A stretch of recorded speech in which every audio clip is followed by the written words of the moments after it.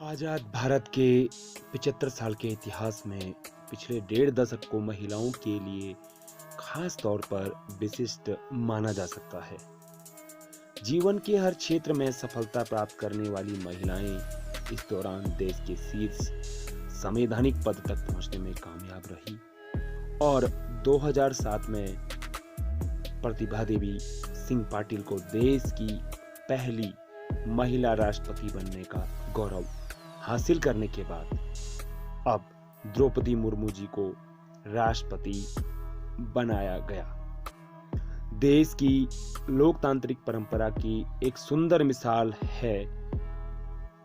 क्या कभी किसी ने सोचा था कि दिल्ली से 2500 किलोमीटर की दूरी पर स्थित ओडिशा के मयूरभंज जिले के कुसमी तहसील के छोटे से गांव के बेहद साधारण स्कूल से शिक्षा ग्रहण करने वाली द्रौपदी मुर्मू एक दिन असाधारण उपलब्धि हासिल करके देश के सर्वोच्च संवैधानिक पद पर विराजमान होगी और देश ही नहीं दुनिया की बेशुमार इमारतों में शुमार किया जाने वाला राष्ट्रपति भवन उनका सरकारी आवास होगा।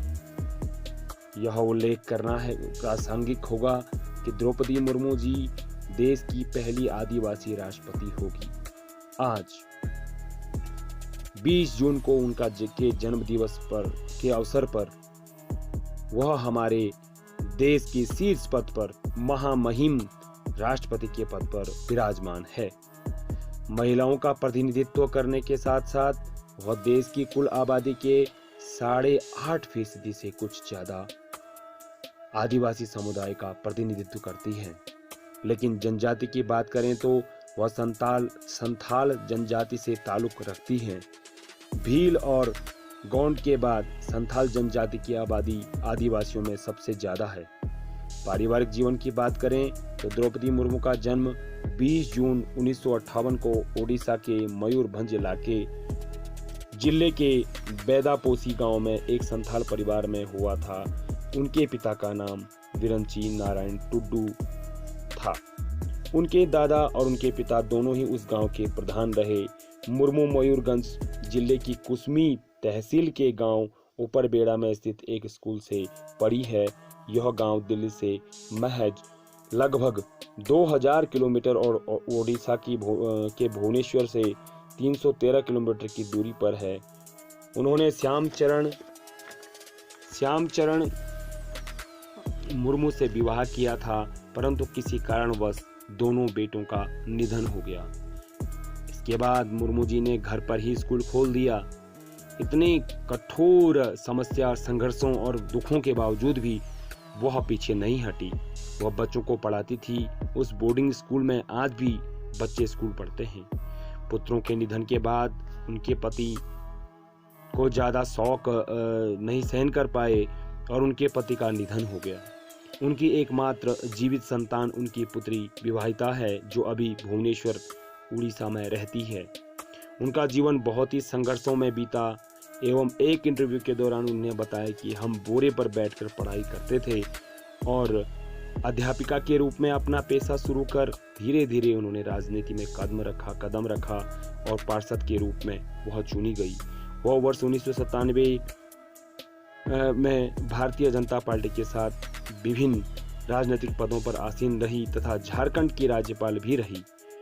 तमाम संघर्षों के बाद 25 जुलाई 2022 को भारत की 15वीं राष्ट्रपति बनी। जब तक सफल न हो नींद चैन की त्यागो तुम, संघर्ष का मैदान छोड़कर मत भागो तुम, कुछ किए बिना ही जय जयकार नहीं होती, कोशिश करने वालों की हार नहीं होती।